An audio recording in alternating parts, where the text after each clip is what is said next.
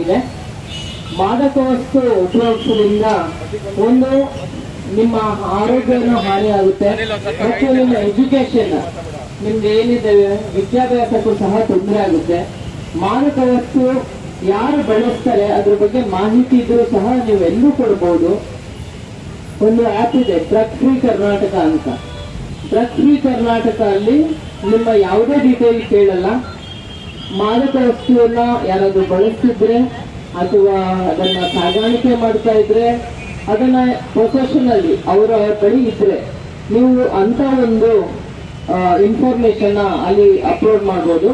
ನಿಮ್ದು ಯಾವುದು ಡೀಟೇಲ್ ಇರಲ್ಲ, ನಿಮ್ಮ ಮಾಹಿತಿ ಎಲ್ಲಾನು ಗೋಪ್ಯವಾಗಿ ಇಡ್ತೀವಿ ಮತ್ತು ಇದರಿಂದ ಸಮಾಜವನ್ನ ತಿದ್ದುವಂತ ಕೆಲಸ ಮಾಡಬೇಕು.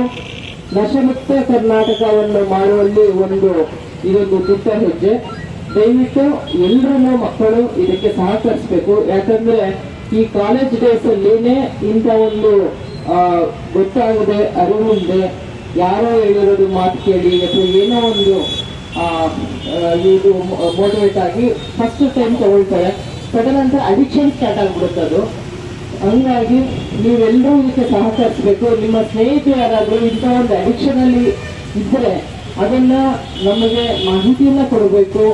ಡ್ರಗ್ ಫ್ರೀ ಕರ್ನಾಟಕ ಅಲ್ಲಿ ನೀವು ಅಪ್ಲೋಡ್ ಮಾಡಬೇಕು ಅಂತ ಈ ಮೂಲಕ ನಿಮ್ಮನ್ನೆಲ್ಲರೂ ಕೇಳ್ಕೊಳ್ತೀನಿ.